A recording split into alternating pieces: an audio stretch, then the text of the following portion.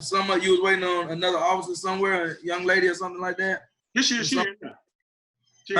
She here now. You should be able to she over there? Yeah, she right there. I feel old. Not showing on. Yeah, she said her husband right now, he out riding, ain't he? Is it what now? Yes, he is. Okay. All right, cool. I'm excited, like I said. I know this is like a last minute thing, and I want to get everybody together because, like I said, it seems like everybody got something to say. So I wanted perspective from you guys. And I know you know, saying Mark and Brady, y'all are new. Y'all are fairly new to the force. And you know, I asked Calhoun because I know for a fact Calhoun's been doing. He's a veteran when it comes to this.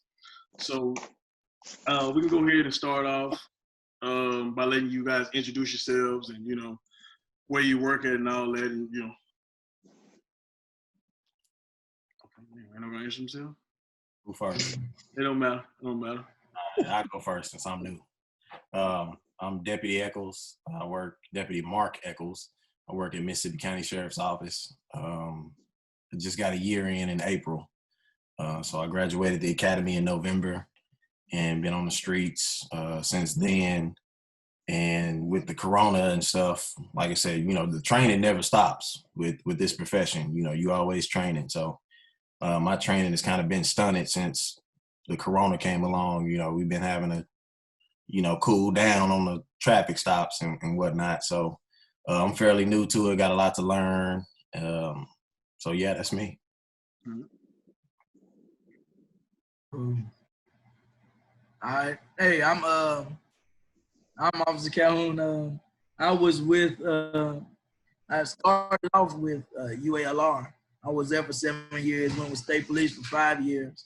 Since I started pastoring, I've been in Lone Oak City now for 2 years. And so, man, I started law enforcement in 2004. So trust me, I've seen a lot, dealt with a lot of situations, man. And I don't know, all right, I'm also retired military. That's how I know Reggie, man. So Reggie, appreciate you for allowing me to join you again on another good topic that we all need. No problem. I'm honored that you was able, you know, say you able to come on. Time, man. All right, my name is Pastor Dante Nicholson. I started law enforcement 2013 with police. I transferred over to Jefferson County Sheriff's Office. I currently work as a federal general security contractor at NCTR right now. But again, I have seen some, just like Calhoun in my 4 years, I've seen some things and dealt with some situations also within those 4 years. That's me right now. So let's go ahead and knock out the big question is, you know, everyone's saying, where are the good cops when stuff like this are going down? And I mean, Calhoun, you can go ahead and start off because I seen you was getting real passionate about this situation. Because I already, you know, I don't know how you feel about it, but I want you to go ahead and elaborate on it. Right, and the question again, that first one was where are the passionate officers? Where are the good ones at? When the bad ones are doing what they're doing. So say it again. Where are the good officers at when these bad ones keep doing what they're doing? Right, that's a good question because, man, as in anything, what y'all have to understand, whether it's high school, junior high, you know, Reggie, even in the military, you know, we have cliques. Yep. You know it's cliques, and you already know how that kind of goes. And let's be real, you have your black cliques, your white cliques, you have your rich, and in society you have your rich cliques, you have your poor cliques or whatnot. Yep. So there are some that do some things that know how to get away with it with certain personnel. Mm-hmm. It depends on who you hang with in law enforcement. Mm-hmm. Some know they can't do everything around certain officers. Like, for example, if that was me, if I was now this is just 16 years talking, but if that was me that was watching that other officer, if Eccles was arrested, if he was the arresting officer and he was over there, I had to know how to go to Eccles and say, hey man, hey, chill out. We got it. But that's maturity and that's a little seniority talking. Mm-hmm. But when you have two of the same kind there, it just goes on. Now, if Calhoun would have been there, whatever the officer's name, what's the officer's name again? The one that had the knee in his head? No, the one Calvin, George Floyd. Calvin or something like that. I don't even know how to pronounce it. Yeah. If this was 16-year veteran Officer Calhoun that was there on that scene as the backup officer, Calhoun probably would have been in his captain's office for kicking him in the side of the face. Now, y'all don't do that, Mark. You don't do that. You don't do that, Mark. You don't do it. But Calhoun would have kicked him in the side of the face. Now, mind you, that's after warning, saying, man, chill out, chill out. But you know who typically has a hot head in law enforcement. When you work with these people on your shift, you know who's capable of what. You know who you have to be careful of. You know who will be that one that's almost willing to plant dope on somebody or stack charges, what we call stack charges. You know you want that. And so you have to create a presence of yourself that lets people know, hey man, I'm not the one that's gonna help. I'm not the one that's gonna be doing this illegal type stuff. He was comfortable doing what he did. Trust me when I tell you. When you look at that video, he was very comfortable doing what he did. Apparently, he was comfortable with the world seeing it. That's the scary part about that is like, and I think what got me about the whole film was you had 3 other officers that saw that, and I think no one was like, hey, just ease up just a little bit. Like, hey, you know what I'm saying?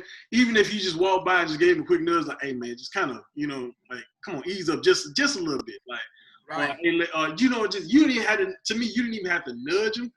You could have, like, in that instant, be like, hey, let's go ahead and just put him in the back of the car real quick. Just, you know what I'm saying, intervene. It's like no one intervened in that situation. So another question I have as well is, okay, as bystanders, what do you think bystanders could have done besides, you know, because a lot of people wanted to do something, but they're afraid that they might have got shot. What could they have done to help, you know, that possibly could have helped Floyd?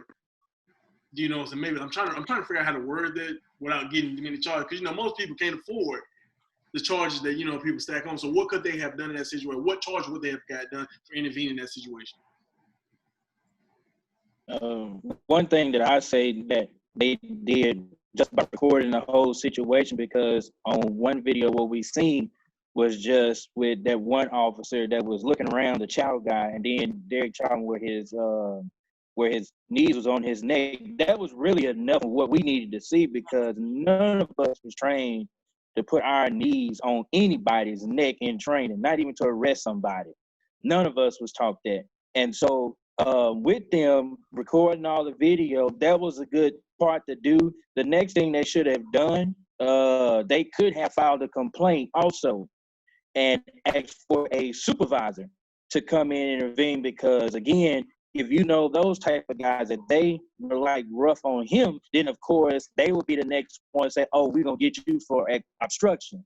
With them interfering with that. So they could have filed a complaint the next day, and the whole city really that was there could have done that. So that is the safe thing to do, especially dealing with cops like that, you know, because if you intervene, shoot, they'll be ready to get you too.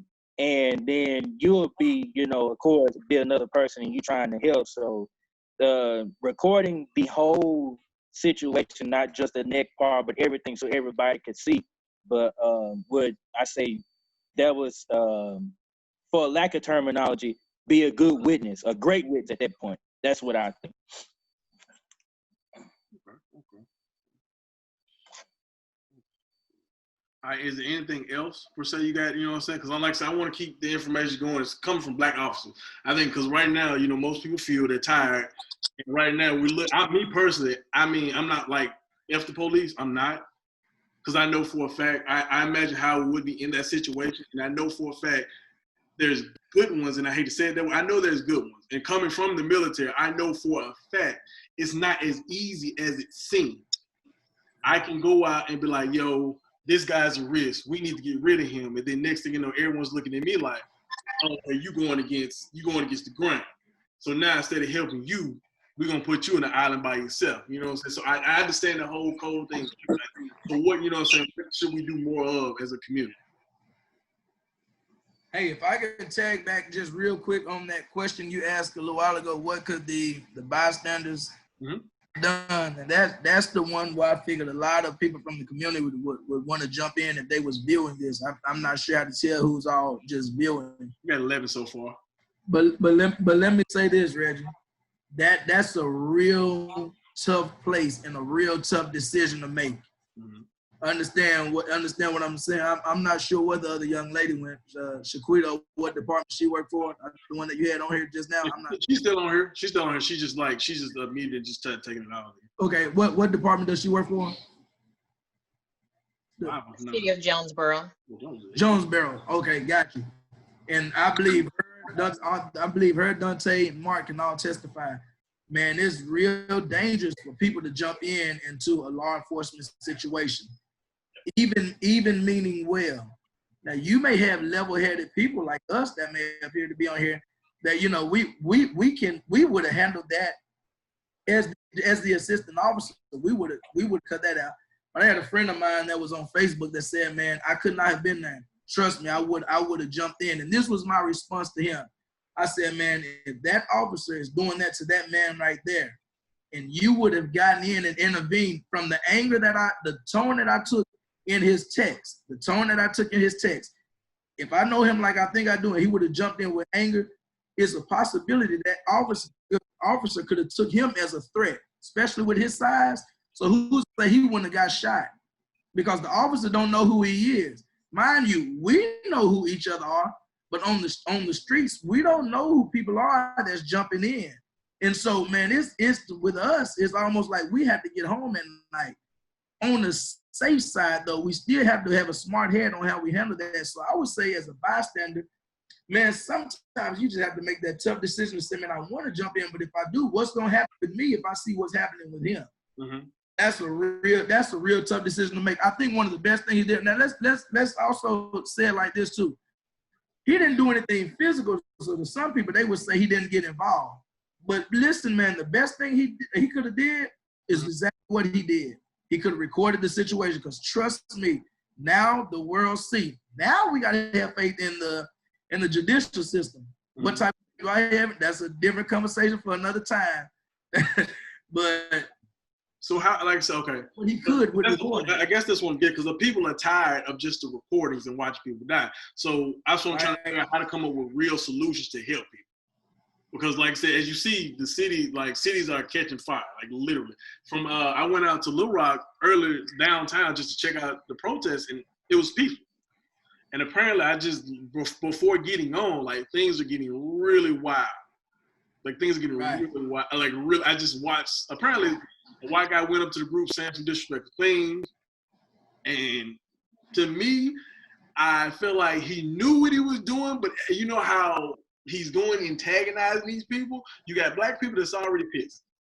You come in, you say some things. Now, granted, we weren't there for like. I went there to know exactly what was going on, but from the video, it just looks like a white guy went up to a black guy, said some things. The crowd got pissed and was about to beat him up. I guess the police tried to come in. I think I stepped out for a minute and went back to the video, and all I seen was a Little Rock PD cop car, like, putting it in reverse. Like, I'm talking about fast tail, putting it in reverse.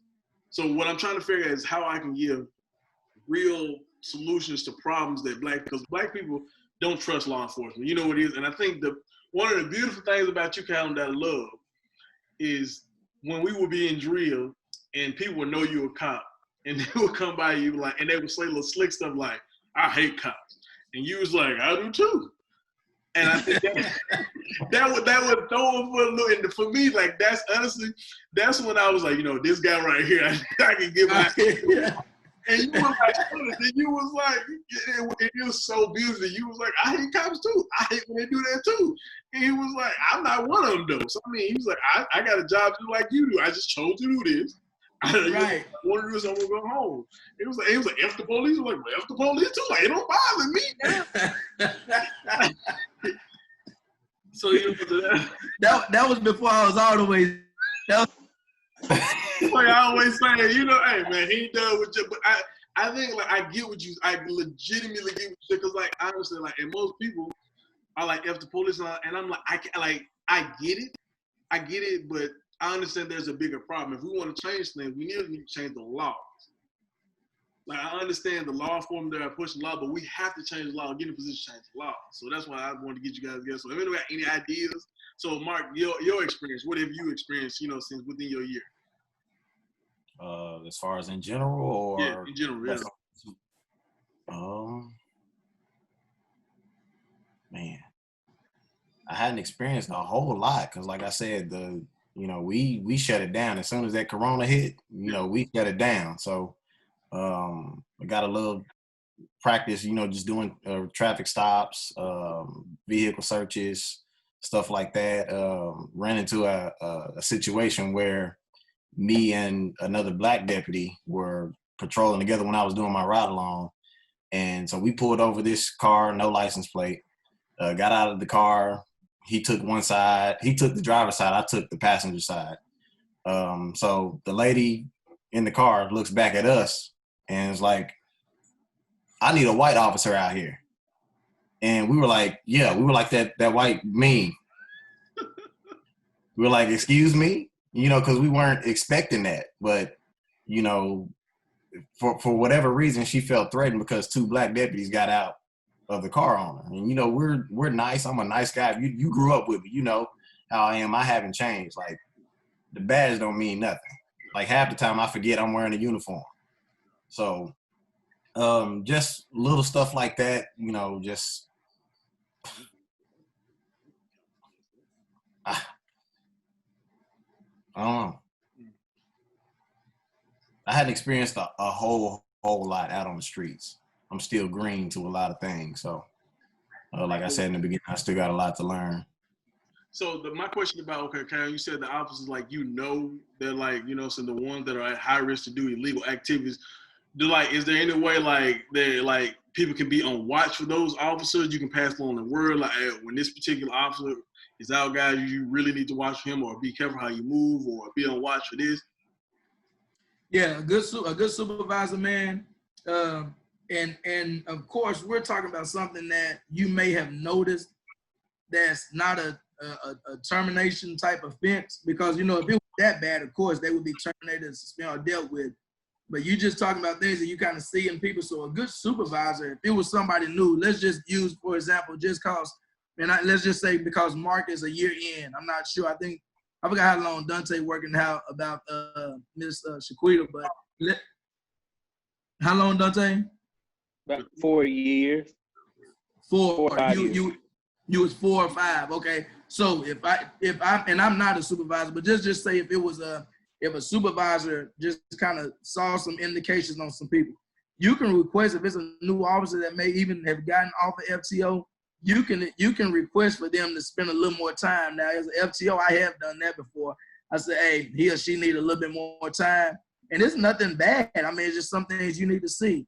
Mm-hmm. Also, if the officer had been on, I believe this shoelace guy, whatever his name is, had been on, 18, 19 years or whatnot.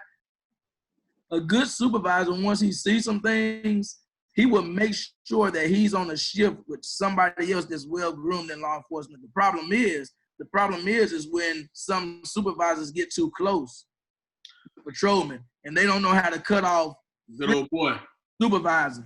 Good old boy. So law enforcement is a little deeper than what people see on the surface. I mean, but at the coffee table and hanging around the dispatch office and stuff like that is totally different, because understand, when you see us in our cars, and when you don't think just because we got on the same uniform, everybody, and I'm not just speaking of just any particular police department, don't get it twisted like everybody there gets along. Mm-hmm. Y'all see the same uniform. Now, we probably just got into it with somebody who just mistreated somebody, or wrote somebody in our family a ticket, or just had some type of political conversation that we probably shouldn't have even had, or somebody just made a comment, or somebody just did so. Don't think everybody in law enforcement, just because you got that same uniform on, get along. Matter of fact, truth be known, mm-hmm. and there's probably something that probably shouldn't be said, but hey, we on here. Mm-hmm. You'll be surprised how many officers in uniform have almost gotten into it, and somebody have had to break them up. Yep. You would be you would be surprised, man. You really would be surprised. So it's a lot of you have to know how to kind of put people on shift. But then again, who's to say that person may not have seniority to request the shift that they want? Yeah. It's a lot that goes on in the department that y'all don't know before y'all see us riding up and down the street. Man, talk a little more about that. Give us some, like, you know, say what you can. Give us some more insight about that and take us there. I got you. Anything in particular? No, I don't know. I'm gonna give you the ball. Let you move how you want to. You know what I'm saying? Because you got, you know this better than I do.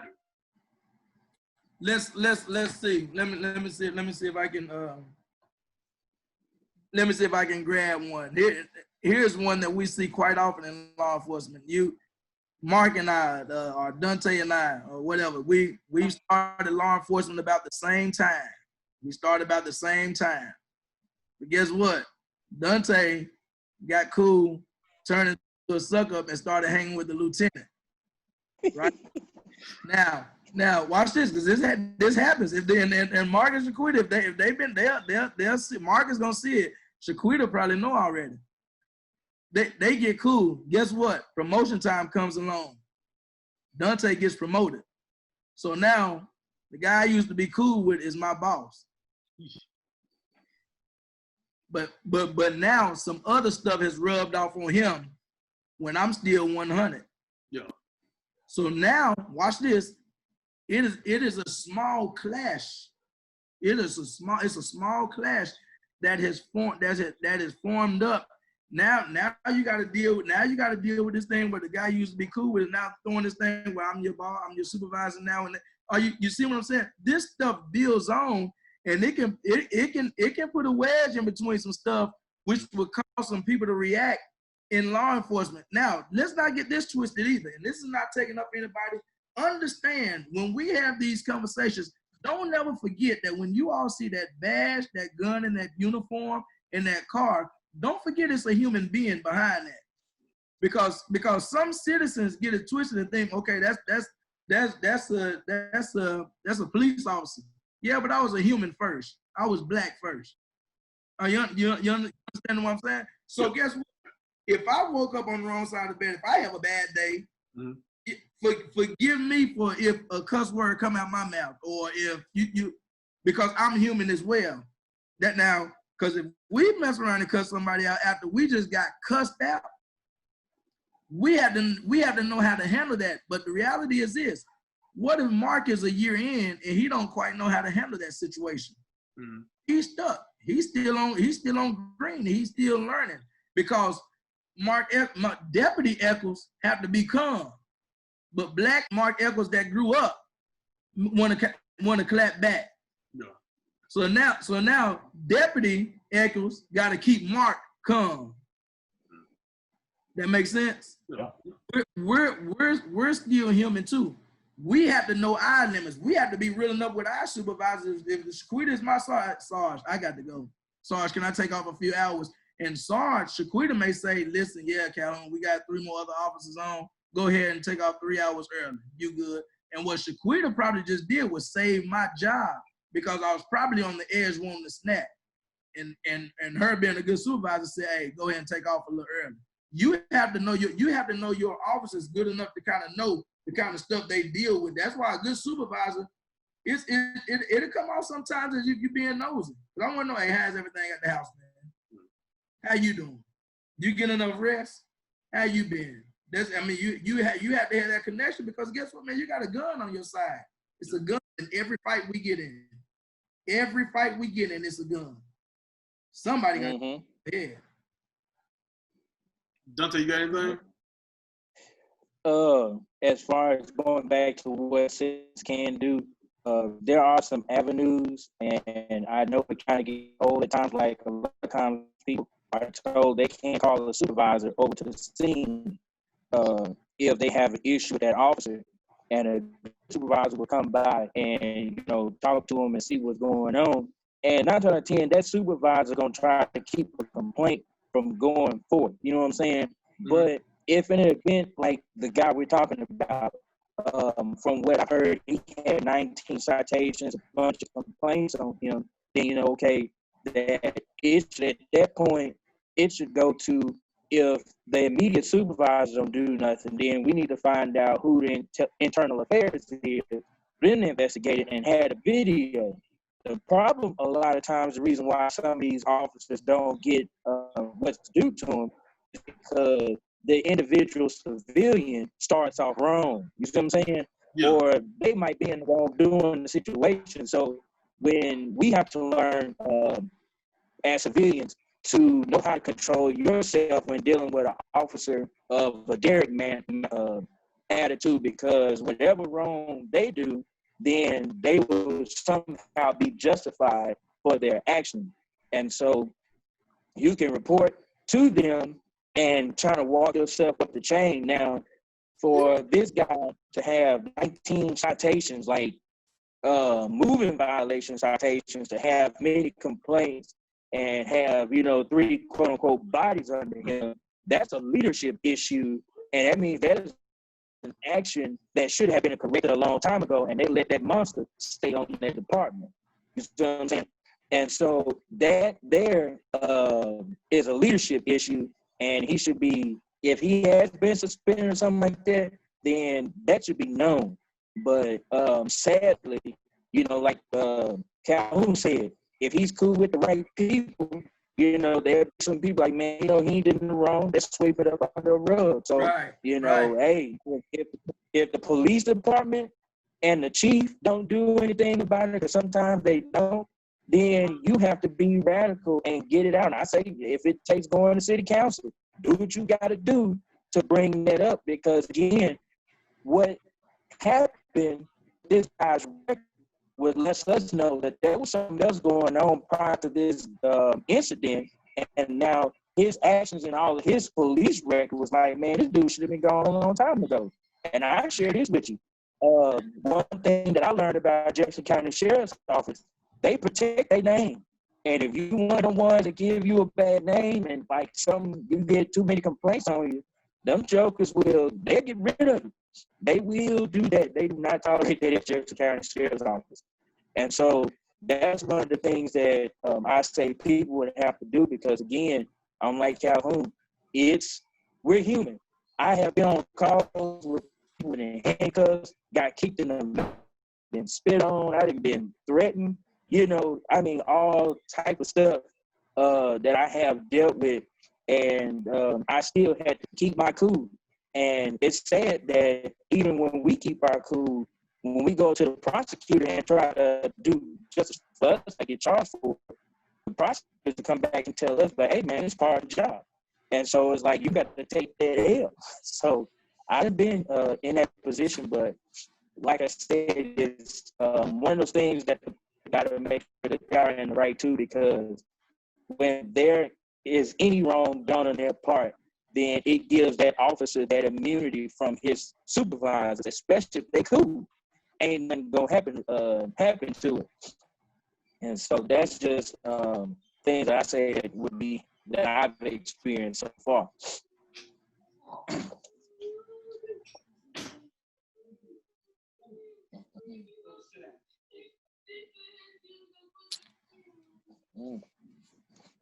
Yes, sir. Look like you stepped out for a little while. Yeah, I see that. Calhoun, you over there with Jenkins, huh? Y'all working together, huh? Do what now? You and Jenkins working together at Alumni, huh? Yeah, he does part-time, man. He got on part-time to keep his certification. He just came back. All right. So Mark, real quick, I like it, like you got your shirt on. Talk about that whole, because concealed carrying thing about weapons. I want you to kind of elaborate some of the laws and rules you know about that, because you are an instructor and you certify people in there. So go ahead and speak about that a little bit. And the biggest thing that caught my attention, and it makes sense, is when people get their concealed to carry, the first thing I notice they do is they put it on social media. Now, to me, that's the dumbest thing you can do. And maybe it's just them, flaunting, saying, "Don't mess with me," or "I got it, I'm carrying lead." But to me, that's a sign that if I'm a criminal, I'm like, okay, I know you got a license, so that means I need to be a tad bit tactical when I take you out. So I want you to elaborate a little bit more on the laws and whether it's good to have one or not to have one, open carry, conceal, like, little things about that. What I tell people, because I've run into some backlash on being an instructor, with us being you'll hear people say we're a constitutional carry state, and they get that from the Constitution where you have the right to bear arms. Well, Arkansas is not taking away your rights to carry a firearm, but they are requiring you to obtain a permit to carry in Arkansas. So Arkansas is not an open carry state. We are not an open carry state. However, there is case law that supports open carry. It just depends on the totality of the situation, what happened when you got caught with your gun.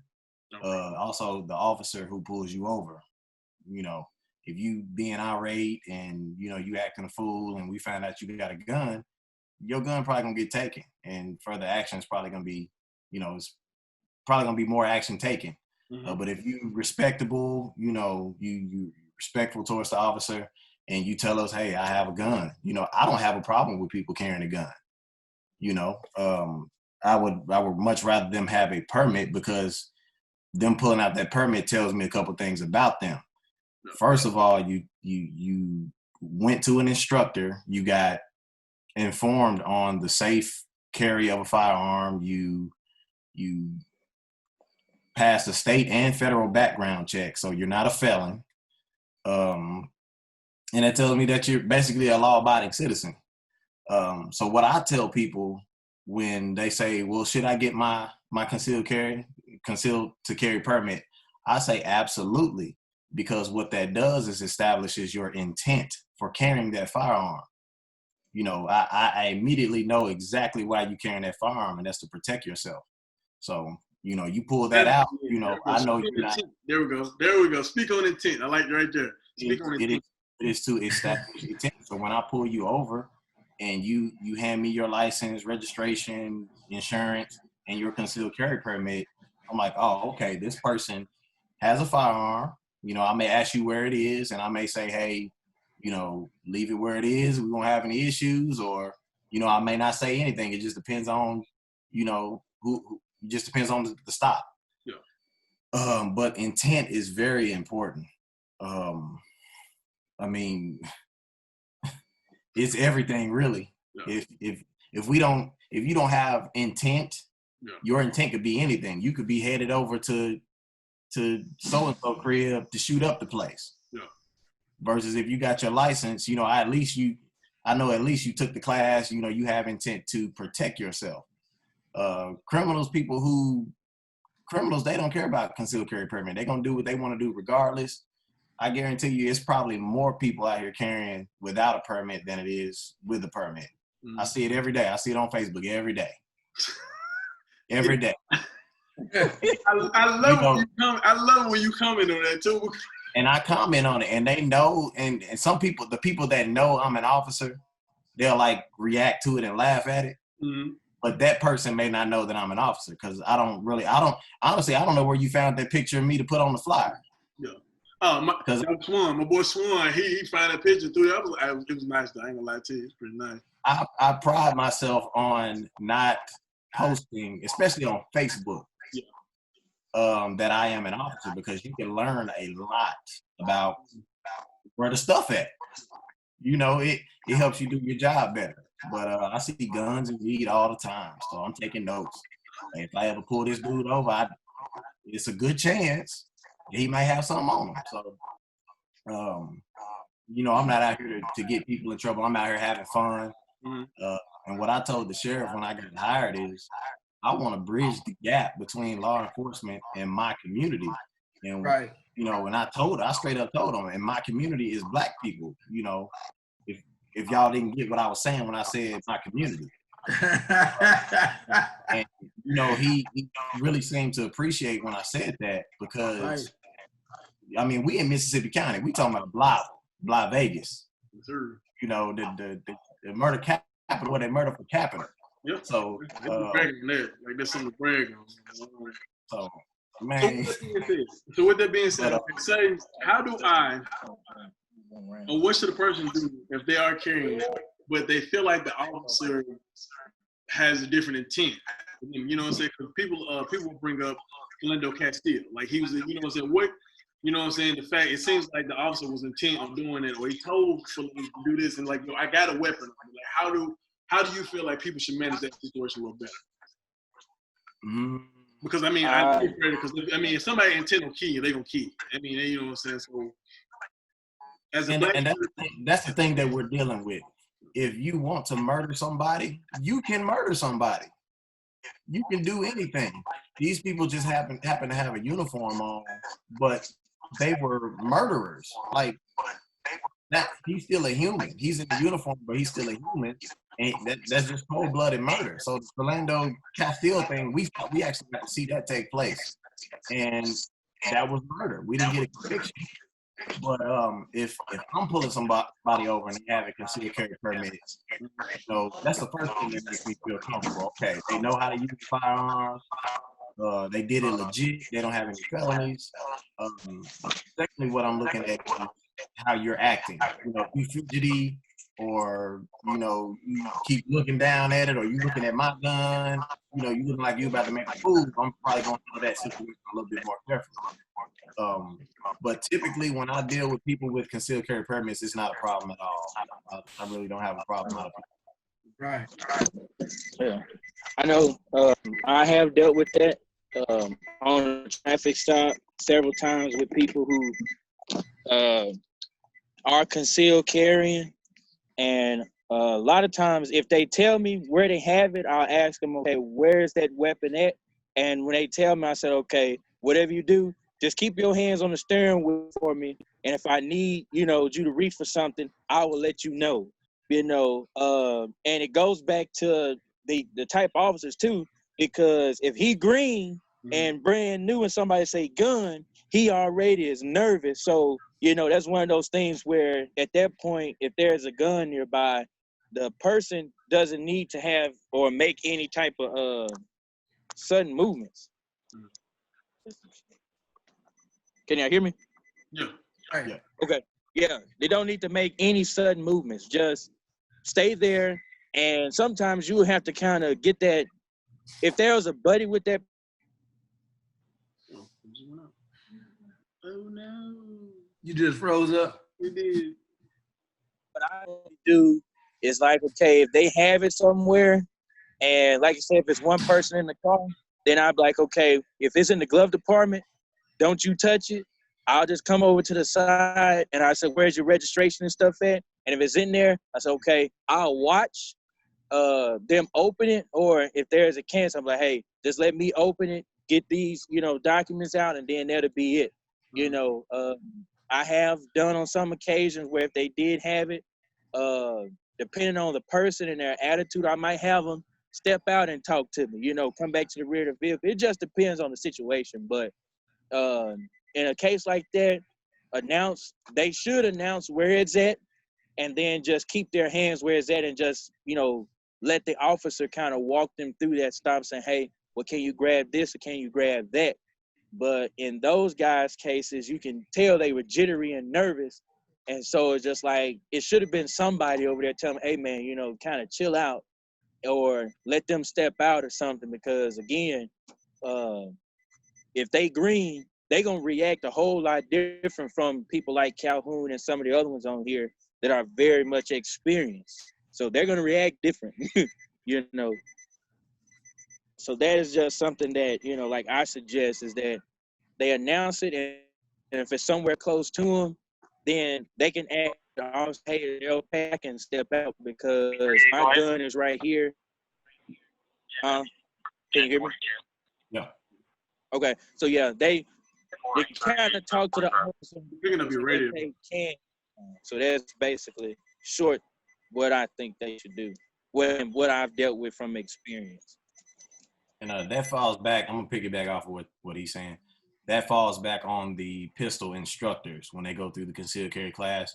That's a very important section in my class, is dealing with law enforcement when you have your pistol on you. In Arkansas, you are required to tell us that you have a license. we're gonna find out regardless, because when dispatch run you, they're gonna tell us, oh, he has a valid concealed carry permit. But just the principle of letting us know that you have a firearm. But like I said, that's a very important section in my class, where I teach you how to interact, what you should do, which is like keep your hand on the steering wheel. I always tell people I keep my documents, because even as an officer, I get pulled over. Right. I keep my documents. Yeah, it may not, I may get let go. They may be like, get out of here. But I still get pulled over. But I keep my documents, all my documents, in a white envelope above my visor. Because I don't use my visor to see how pretty I am. I actually use it for documents. So, I encourage people to do stuff like that, to have all of your documents there. So when you get pulled over, you can reach up there, grab your documents. It's in your lap. When I come up to the car, it's in your lap. I can see you reach. It's better than reaching for stuff all in the glove box, and then you can't find something. So now you're searching. You in your purse. That's making us nervous. So what I tell them is the most important thing you need to do on the stop is make that officer feel as comfortable as possible. That's how you ensure that you have a quick and easy stop by the police. So my question, and a lot of people asking, are you educating the white officers around you about, maybe the different culture between black and white? Are you, know what I'm saying, trying the best your ability to educate them and let them know, like, okay, this may mean this may come off as that, but it's crazy. Because now that I think about it, and I say that, being in the military, I attempt to educate people all the time, and it's still going one after the other. So, I am fresh out the academy. I'm gonna speak on this first, because I'm fresh out the academy. I went to the academy with this. He was 24 years old, white guy. He's from Izzard County. He grew up in Izzard County, so I don't even know what cities is in Izzard County, but I know I have no reason to go there.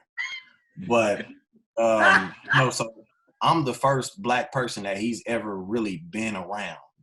He's seen them, and it's really crazy for us to think about this, but some of these white people have not been around black people. So they have no culture. So I spent 13 weeks with this kid that do nothing about black people, and I'm trying to educate him, hey, this is what this means. When you talk, you in Mississippi County now, this ain't Izzard County. These black people gonna give it to you. So this means this means that. If they do this, you need to do this. Just trying to put them up on game. I know for instance, one time we were in court, and we checked purses and stuff. When we looked through your purse, and at first he was slamming the purses down, like not slamming them, but just kind of throwing them up, to give them to you after you check them. He kind of threw it on the counter. I looked at him. I said, "Don't you ever throw a black woman's purse, especially if it's Coach, Gucci, Louis. You do not throw. You be as careful as you possibly can. You do not throw a black woman's purse." So just little stuff, little gems like that, like what really sets us off. White people, they don't really care, because they ain't really with the designer. It's not even that. It's funny because I was at work and I noticed that just about all the white women had their purse on the floor, and I'm like, "Yo, what are y'all doing? Get y'all purse off the floor." And they was like, "What do you mean?" Culture differences, man. You don't do that. Get your purse off the floor. And it was like, you don't put a jacket, you don't put a purse, your backpack, you don't put nothing on the floor. Yo, I was like, why is it? They was like, we do it. I was like, okay. I was like, I'm sorry. Maybe that's what I was raised, but we don't do that. The purse on the floor thing, for one, I'm not gonna touch it. I'm not gonna touch the purse. I was like, you can get the purse, but I ain't gonna touch it. Well, okay, yeah, I think you're right. So just little gems like that, I tried to teach him, and some things he took to. Other things he did not. Like he would not acknowledge that white privilege was a thing. They think that it's an equal playing field. They think that I have the same opportunities that he has. But I had to explain to him, I have my job in Mississippi County Sheriff's Office because of white privilege. I have my job because of white privilege. I'm one of 2 deputies out there in Mississippi County. And, they feel like you have to have some type of diversity on your squad. There's so many white officers at the sheriff's office, they had to hire. You know, when I put my application in, it was pretty much an automatic hire. And we got a good black one. Yep. No record, you know. That's it, right? You gotta have. We got us one. We got one. Yeah, exactly. Good black one. And So I had to explain to him that I got my job because of white privilege. Like, it's a real thing, and he just, and to this day, he doesn't understand it. And you know, I can't really get mad at him, but at the same time, I can, because I'm sitting here explaining it to him. I think that's what pissing most people off right there, is that even after you try to explain it and you give examples, it's like, okay, I ain't understanding. How is that a thing? How like, that's not making any sense to me. And they hate affirmative action, not realizing that the reason why affirmative action is happening is because y'all were practicing, you know what I'm saying, exclusivity. Y'all was kicking, like, it's a reason why that was put in place. Yeah. Miss Cunningham, the reason why I really wanted you on, I know you back in the cut and you contributed, but I want you to give your experience, you being new as a African-American woman in this, like, this is because honestly, I'm not gonna lie to you, as a black man, y'all don't get the shine that y'all deserve, especially in this field. Right, like this conversation. It's just as dangerous for y'all. You know what I'm saying? Because, like, what happens is y'all already at the bottom when it comes to things. You're at the bottom, pay-wise, this, that. So I want you to kind of share that, because, I mean, you be killing on Facebook. You were killing on Facebook. And I can't, you know, I want you to shine on that now. I want, you know what I'm saying? Actually, no, it is for even here with the conversation, no matter my experience, it's always male dominated. And it's not a slight to anything, but that is just the reality. I am new too. I'm November 5th. That's when I took the oath, and I am a reserve police officer. So from my experience, I have the privilege of going in when I want to. But I also knew that I'm the first and only Black woman reserve officer here in the city of Jonesboro. To serve, served alongside my husband, who actually just came in. And so from my perspective, I knew why I was going in. And what I mean by that, I did not have a lifelong dream of being a police officer. My dad he was a Black Muslim growing up. That's how Shanquetta came. Now he's back Christian, but long story. But so my perspective of the police was very heavily narrated with the teachings of Malcolm X and just different things. And so Shanquetta Cunningham being reserve police officer, that was never the case.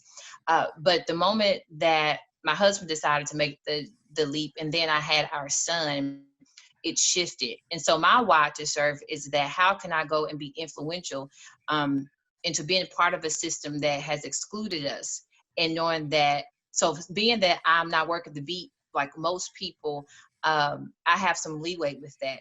And I currently now, I've even been talking with the chief, because it's not about teaching other officers habits of African Americans, it's teaching them about our culture. And that is a difference.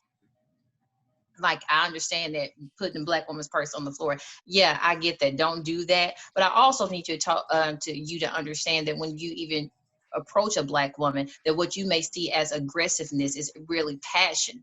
And so, but it takes someone like me to be able to go to share that experience and to become a part of the training team. And so for me, my experiences in growing and what I aim to do with serving as a reserve police officer, it's not working the beat like most people, even though I have to do that, but it's also how can I be a part of the system that's just the narrative of the African American experience. Elaborate a little more. Like I said, that's one of the biggest things. Like I said, your voice, and I know for a fact, and that's why on my other podcast, I don't want to say I wanted to share space, but I wanted to create a space where African American women can, get, the I don't want to say glory, but the shine that it deserves, because too often it is a male dominant thing. It is like it's a male dominant thing, or it's one of the situations where, and I'll be completely honest, is that it kind of bothered me. What's the young lady, Breonna Taylor, that was the EMT, that they came into her house and they shot her while she was sleeping. Well, what bothered me about that situation was why the riot and protest didn't happen then? Why did it only happen when it happened with Floyd? And then I seen a young lady said it on Facebook. It was like, you know, she brought that up, and I was like, she had a point there. Like, you know what I'm saying? It shouldn't have just happened with Floyd. It should have happened. You know what I'm saying? You know, that should have been a shared situation. So I wanted to most definitely shine with that. Oh, we got Diva. Damn. Okay, I'm trying to unmute her. Can you hear me? I can hear you. Can you hear me? I can hear you now. We got Diva. There we go. Hey, can I say this before Reggie? Can I say this before Shanquetta expound more on what she was saying? Go. Let me say, man, at 16, let me say hats off.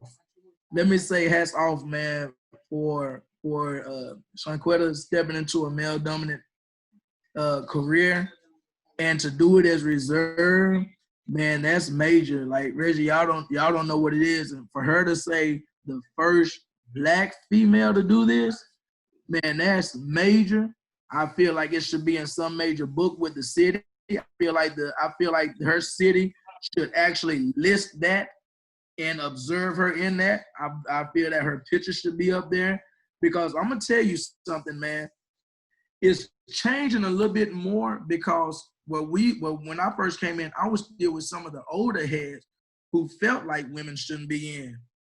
And it wasn't one of those type. Yeah, man, this stuff goes beyond black and white on some people. There's some white guys who would not work for a female chief. It goes on. So she has no idea, man, the impact that she just put on that city. So I had to make sure I tell her, man, hats off for that. And I feel like the city need to make sure the city need to look out for her, man. That was a major move, man. Let me say this, man.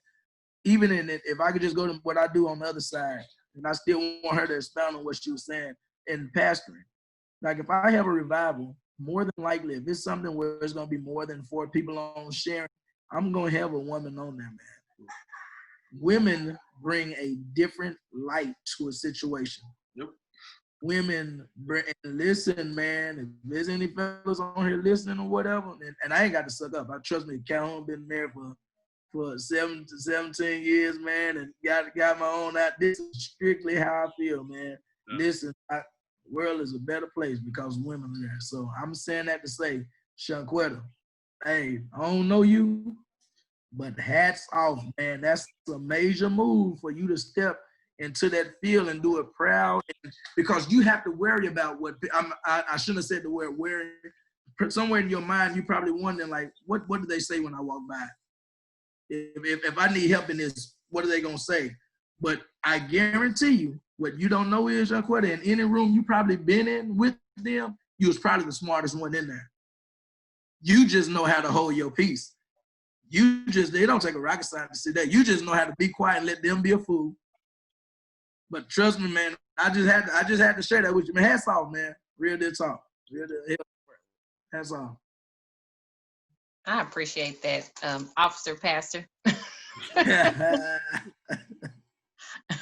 I get it, and not to consume just too much of the time. Again, like I said, I just have a different perspective of my why of going to serve.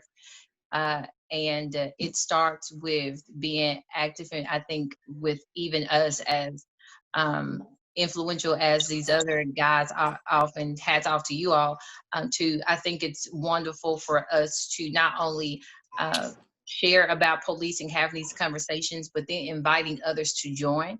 And that is a whole different conversation about people believing that Blacks should be police officers. But here is the thing. Representation matters, and you need that in every field, in every sector, if you want to have any influence. Policy changes that are internal that you can have. It's just like, yes, we can get the laws changed, but it starts with that immediate culture.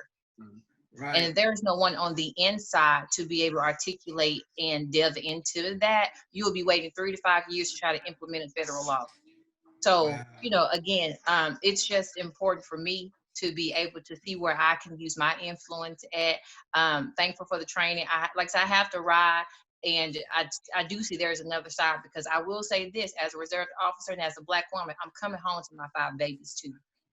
I don't think we're as honest and truthful about that. I am coming home to my babies, and no Right. one will stand in that. And that's my truth. Right. So, Yeah.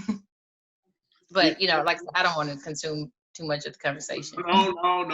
What you said was major. What you said was Yeah, major. you need to. Yeah, you. That's what we. Yeah, you need to. You need to speak because what you really have no clue. So what the impact you just made, and is it John? Did she say Jonesboro? Is it Jones? Egg County. Huh? Jonesboro. Egg Jonesboro. Yes, You sir. just listen. You don't. How can I ask if you don't mind how old you are? Give me a. Oh, you're fine. 34. Listen, man. You don't know what you just did for that little 21-year-old girl that's been thinking about it, but nobody else that looked like her was on that department. You just did that. You just did that. You understand? This thing is bigger than that. So yeah, no, don't. It ain't no. I don't want to take up too much time. No, you the queen on this live right now. Matter of fact, the video she sent to my son, I showed my daughter. I showed my daughter, like, yo, look, like she looks like you. I mean, Right. She may be saying your brother, but she looks like you, and this goes to you as well. Because once again, I realized how important reputation was. Like we say, you can be anything, but literally you have to see it. Sometimes, in some cases, seeing it locks it in. It locks it in.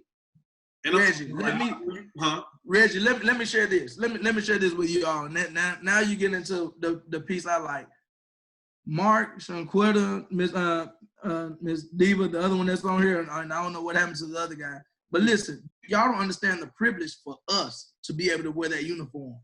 Y'all have no clue. When we walk into a restaurant and that little kid come up to us to shake our hand, you don't understand. You just made that baby's day. That's why, let me tell y'all something, Mark and Shanquetta, I need y'all, if you hear nothing else I say, take this with you.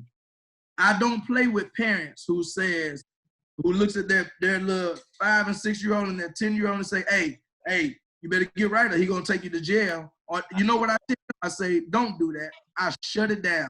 I don't smile with them. I let them know I'm serious. I don't play because Reggie, what that does is you ingrain something in them mentally that says, listen, this is no longer a police officer that's supposed to help. He's dangerous now. Because now if I see him, so it's like, hey, no, he been acting up at the house, come taking him to jail. I said, no, you be the mama. You discipline your baby. Yep. Don't call me to play games with your child. Don't do that. I seriously, just 2 weeks ago, I was sitting at a car wash, parked in because I'm resource. So when school is out, I'm on the street. I was sitting at a car wash, which is right across the street from a bait shop in Lono. This guy literally walks across the street and says, hey, man, do me a favor if you don't mind. He spoke was nice. How you doing, sir? If you don't mind, hey, drive over there. You see my son over there, this 6-year-old guy? Man, he's been acting up today. I need you to go over there like you're going to take him to jail. I started to get out the car and look at him dead in the eye, but I just stayed in because it was kind of hot outside. Really? You all right? You got the vest on and all. It's kind of hot. Yeah, my vest was on and I was already sweating. And the Lord said, stay in the car. But hey, Doc, I said, man, I'm not gonna do that. I said, I can't do it. I said, I apologize. I said, I can't do that. I said, that's not how I want them to see us. So I'm not gonna come over there. I said, but if I was to come over there, I would tell him awesome job that he's doing or whatnot. Now, if you have a discipline problem with your child, as a parent, you handle that. I just wanted to share that with them. That's one thing I just tell officers around the table. That's what I want to do. I'm gonna come back to my response so they can speak, but I wanted to come back to my response on what you asked originally too about the do we talk to Caucasians or do we talk about other counterparts on how our culture is? And I love how Shanquetta said that. She didn't just say just how Black people are, our culture, and she's right. I'm listening to that stuff. Well, ears this big, you got to hear that. Hey, so that is right, man. That culture, there's certain things you got to watch with us, but I'm gonna let some others share, and I'll come back to that, man. Dave, you got anything, to pivot on? Because I know right now, Lynn on fire. Yeah. I'm actually, I have my own broadcast I'm doing in about an hour. So, Okay. what I can say, I can't relate to being a police officer, but I was active duty Air Force for 7 years. And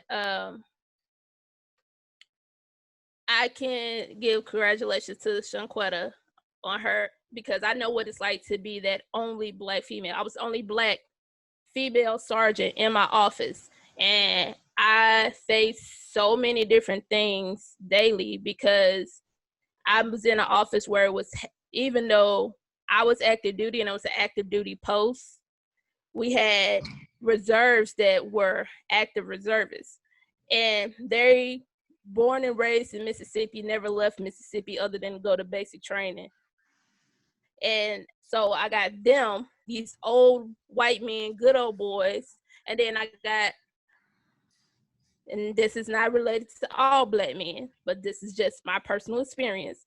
I got these other Black guys that won't speak up on my behalf, won't help me out because they don't want to piss these people off. Wow. And ultimately, it led to me leaving the Air Force because I just got tired of fighting when there was nobody hearing me. Wow.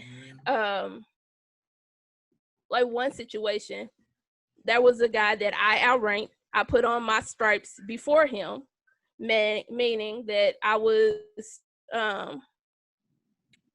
the non-commissioned officer in charge of my particular duty. Yep. And they would not allow me to have office space to do my duties in. What they did, they gave it to someone who had not put on their sergeant stripes yet. And because they were going to be putting them on soon, which meant they put me on night shifts to work my regular shifts, and I would have to come in after working a night shift to do my duties because they would not give me office space. That's been a good thing in some sense. So I'll say to you, Shanquetta, keep being an example and keep fighting. And I pray that you never have to experience any of those disparities and that nobody ever makes you feel the way that I felt. Leading up to this launch, which they would have not normally. We got it.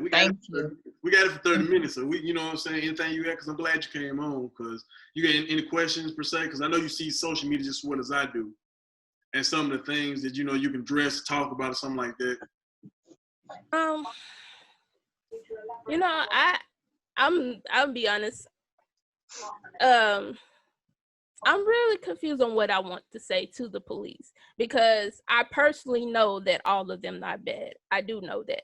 But I also know that I've had my personal experiences, even with Jonesboro police, while I was still in the military, coming home on leave. There was a particular incident where I was leaving a party, hadn't been drinking because I was the driver. Me and my sister in the car. These cops, they are speeding through the intersection. I think it was like, that intersection on Highland where the train tracks are. They're speeding through the intersection, but my light is green. But I can literally tell how fast that they're going, and there's no way that they're going to stop in time at the rate of speed that they're traveling. So I made the decision to slam on my brakes. And they're like, we would never speed. They turn around, they pull me up. We would never speed if we didn't have our lights on. Like, we literally just witnessed you do that. And the only reason why they did not give me a ticket or harass me anymore was because I showed my military ID. But if I had not slammed on my brakes, at the rate of speed they were traveling, they were probably going at least 60 miles per hour on that street. They could have killed my sister, if not both of us, if I didn't slam on my brakes. And of course, I had to file a report. I don't know what happened after that, but yeah, I did file a report on them because of that, because that's reckless behavior, and you can't tell us that we should drive this way, we should do this and that. And if you're acting reckless, you are the authority figures, but you're also the ones that should be setting the example. Right. So filing reports, how do we follow up that paperwork or keep a receipt for that? Like how does that work? So you asking the panel? Yeah, I mean in general, like I mean, yeah, how does that paperwork? How do you follow up on that paperwork? Because I mean, realistically, I don't know what people thought I was going to get on do, bash cops and tell to cut people's heads off, or I don't know what they were expecting from this, because that's not what I'm ever about. Anyone who knows me know my first movement is nonviolent. I don't believe in violence at all, but I protect life. I'm for protecting life and protecting life, but I'm trying to come up with feasible things that, you know, people, once they calm down, can do and want to do. Because for one of the first things, if you don't like what's going on or like what's going on in the force, join the force. Right. That's to me, that's first. If I don't like something that bad, and I know for a fact that I'm, you know, so law abiding says that I have nothing on my record that prevents me from joining the force. I know for a fact to change things, I must be involved. Like to fix something such as I have to be involved. I can't say that I want change or sit back and complain.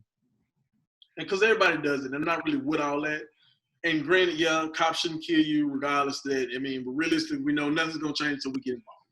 So my point is, how do you follow up the receipts with, you know, filing complaints, or what's the procedure with that? Can I first share, like I did with Ms. Shanquetta, that the young lady's name is it?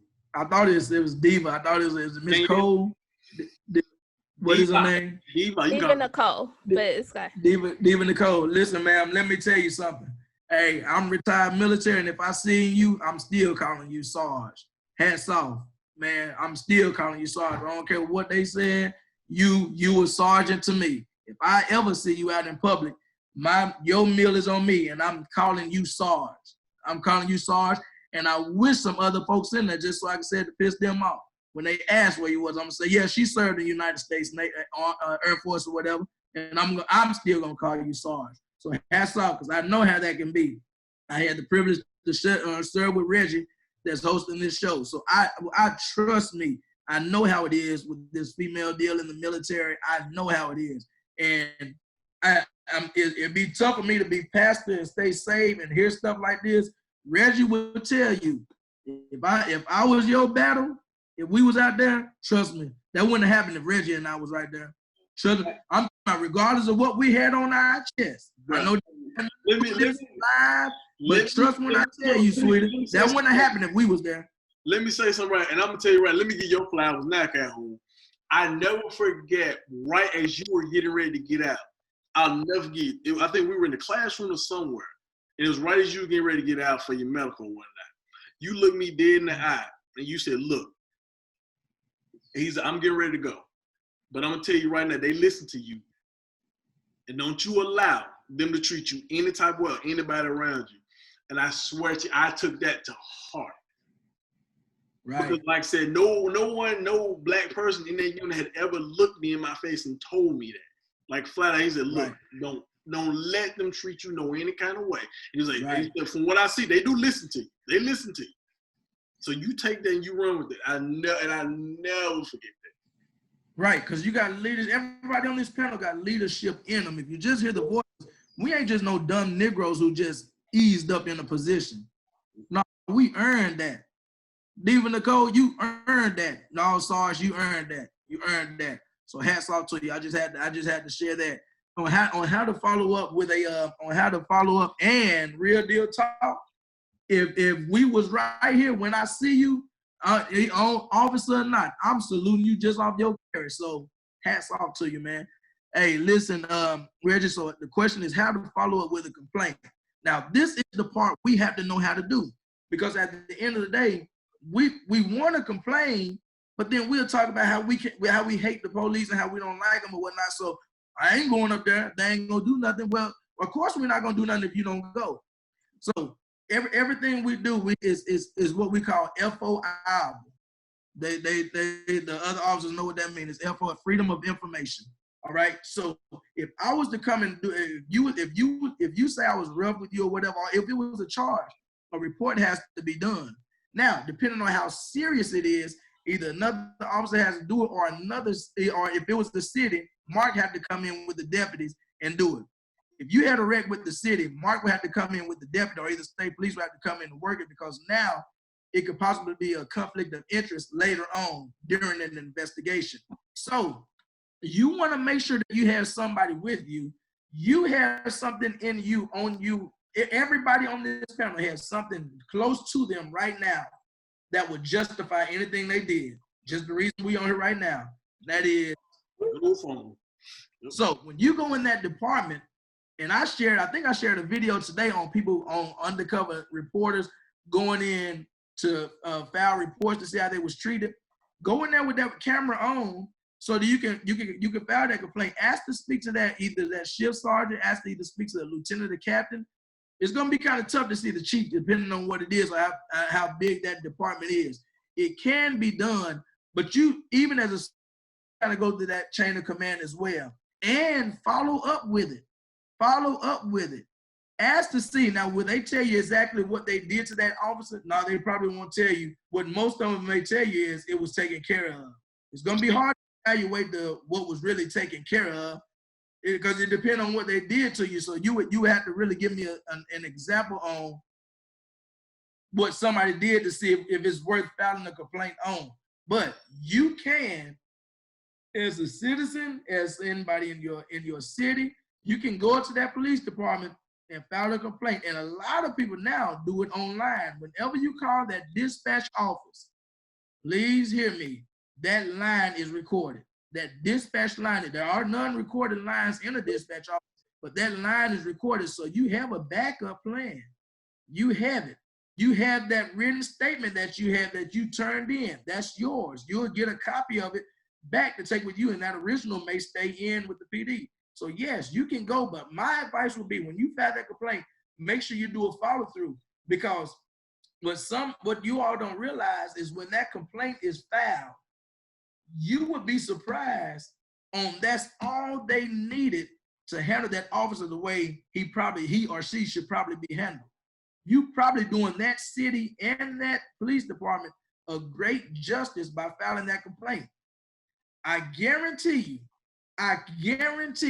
just out of my 16 years experience, I guarantee you that man that put that knee in that guy's his knee in his neck, as comfortable as he was doing it, I can guarantee you he has some major complaints in his background. I can almost promise you that. I can almost promise you that he has some. I ain't seen it. I haven't seen his record.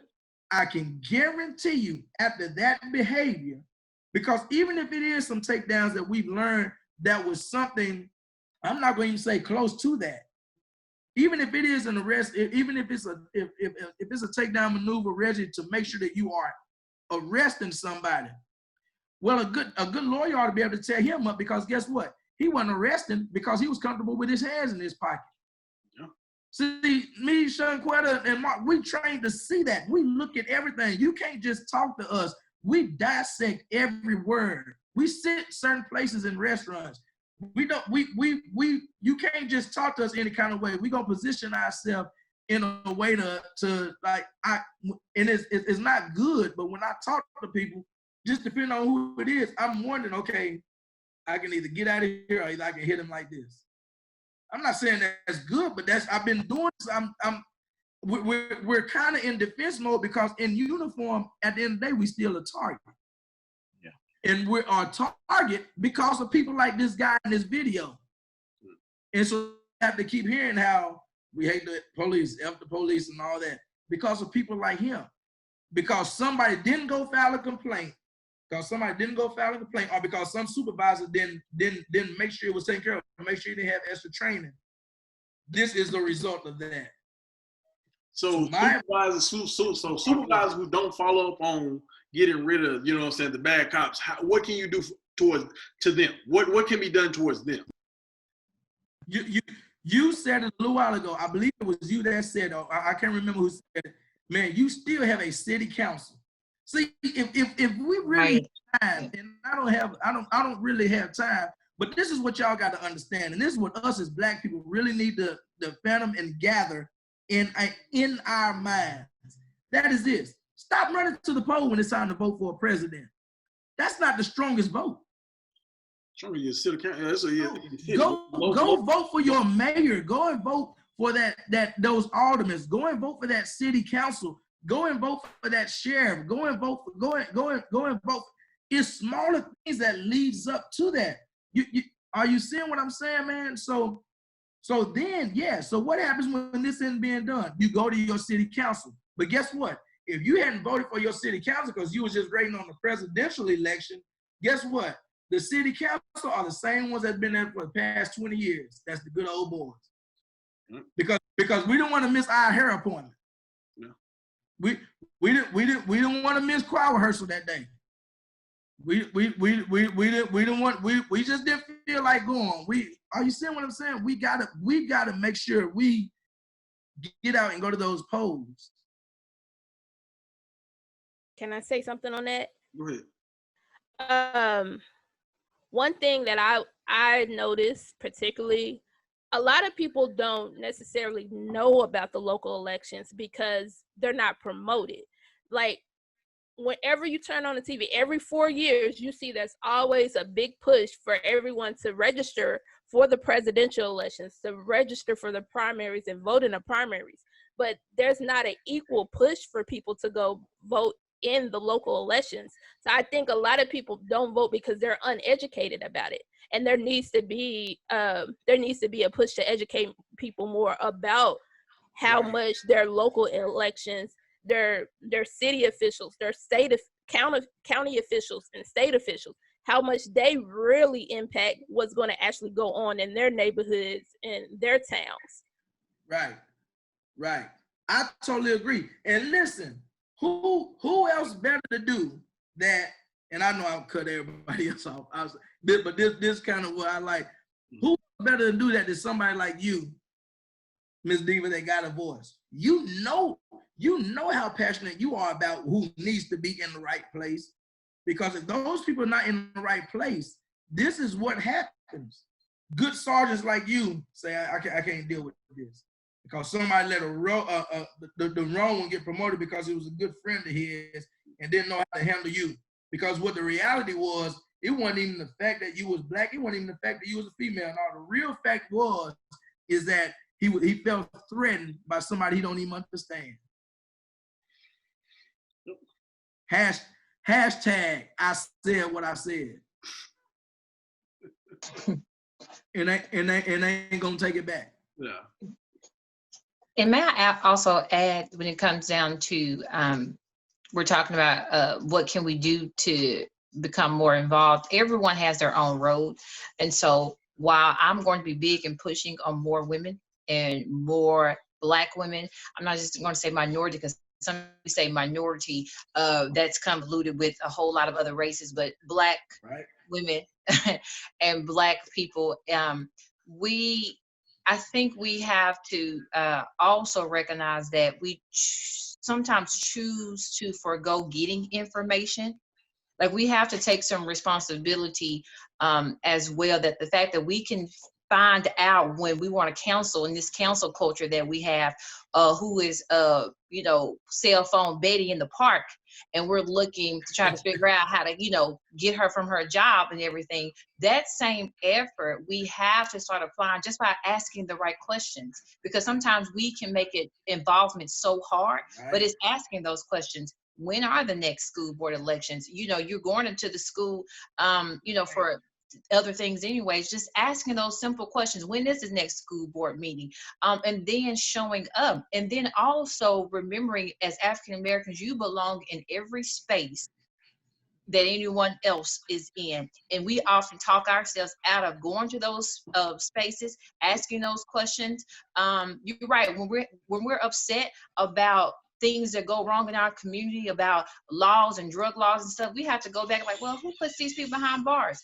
That's, we have to start asking those questions and then taking that next big step, just encouraging our one another. Stop making progress hard. Yeah. It's not as hard as we want to make it. And change is just asking the right questions, taking the next step. Got anything else, David, for me? Like say anybody else? I ain't lying. I enjoyed this. Nothing for me. Yeah, I gotta get my notes and stuff together because I'm starting in about 30 minutes. Well, Thank you for okay. everything, Steve and Nicole. I Thank see you. you, and thank you, sis. She honestly, she be working low key, and people don't give her the credit she deserves. People do not give her the flowers, because I guess it's a popularity thing in certain situations. But yeah, you working, you are working, you working. But like I said, I want to appreciate everybody for being on.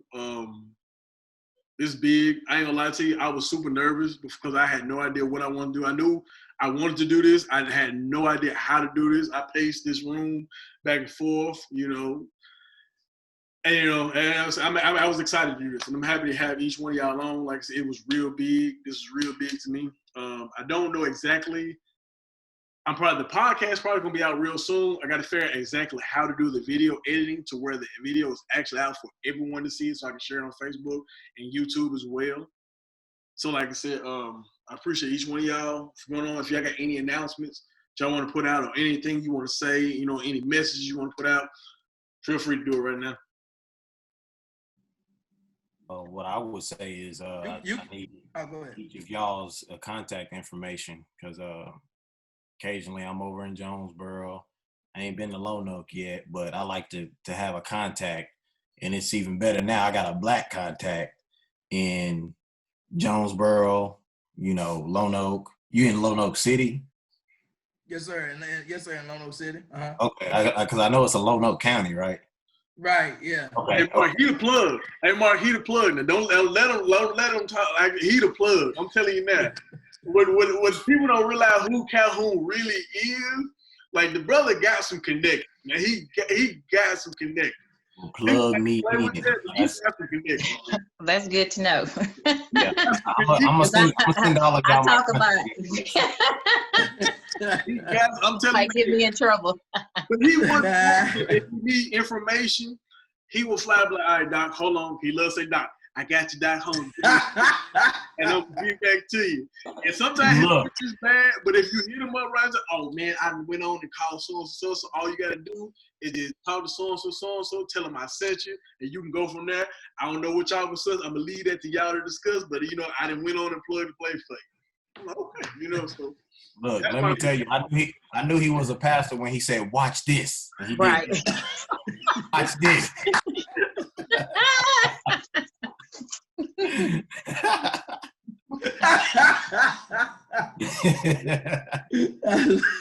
but yeah, I'm gonna send all of y'all my contact information. If y'all need anything from Mississippi County, y'all holler at me.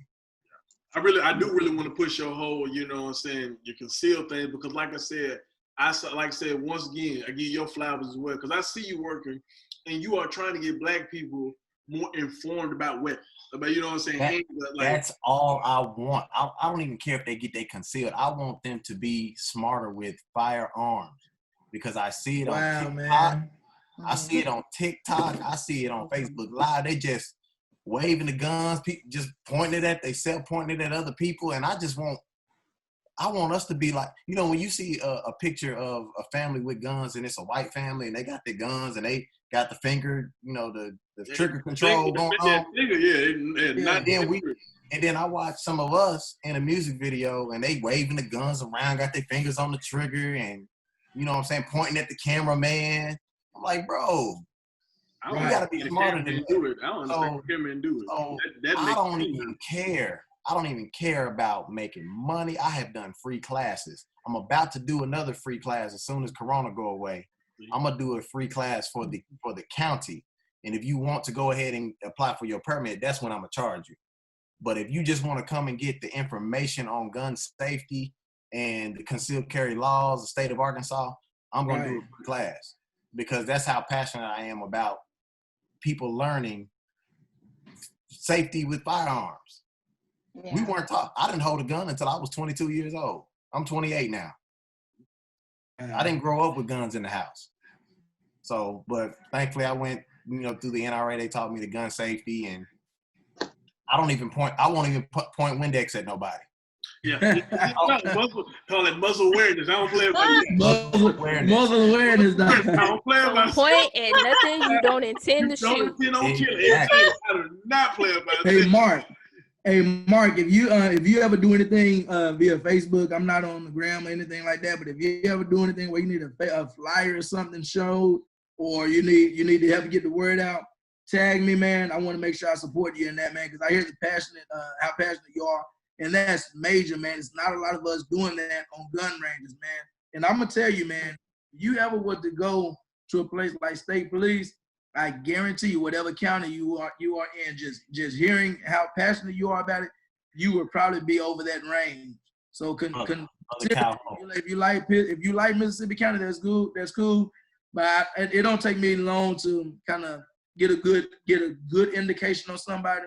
Seems like you got a good level head, man. So I'm glad to have a good solid brother in law enforcement, man, holding it down. So man, keep up the good work. Take that higher. Push those classes. Tag me in whatever you need to. I want to make sure I can get the word out on that, man. Appreciate you. I just want to share with you, that is the reason why I did not go to the state police. I applied for the state, I did the test, but they strip those credentials from you when you become a trooper. Right. So that's why I, went down a little. I went to the sheriff's office so I can keep my credentials, teach the class. So other than that, I might be a trooper one day. You never know. And they do that because they just big on wanting to make sure they're training you their own way, man. Even the FTO, you had to go through their own FTO class. But I understand, man. But you solid guy, man. Keep up the good work. Reggie, right before off, you had asked about the announcements, man, that on Monday, if you all can tune into my live, I'll have my staff with me, and we'll have one camera set up. We'll be in we'll be at a church doing another live panel. And I'll be on there with Attorney Austin. I'll be on there with another police officer, Michael Jenkins. He'll be on there, the one that the other officer was speaking of. And I'll have Kanisha Scott on there, major. She has 3 degrees out of UALR and dealing with criminal justice. A wise woman. Trust me, you all want to be part of that. Hopefully you can engage in with questions. And if anybody possibly even wants to, I don't know where everybody stay, but I thought he was looking for one more person. But y'all tune into that live. I'll have mine going. Like I said, our staff will be there. And make sure y'all send those questions. We're going to go in a little deeper. We're going to go a little Monday, right? What's that? You said, when is this again? Monday? It'll be this coming up Monday at 7 o'clock. That other flyer is on my page as well. So, yeah, all the information is on there. Okay. And on Wednesday, this upcoming Wednesday at 9:00 a.m. on KLEK 102.5, that's also can be found online as well, for Jonesboro, Arkansas. I will be on with the chief of police and the mayor and another sergeant to take part in discussion of part 2. It started today. Wow, man. So, we'll be having another conversation as well. So y'all can join in. That will be awesome. Hey, if you have a flyer or something, like, give me that so I can share them. Hey, you gonna change some little girl's life down there, man. Hey, man. You solid, man. I'm proud of you, man. You just gave some pressure. Well, I'll just start with my 4. But thank you, sir. I appreciate it. Y'all know I got a lot of kids, though.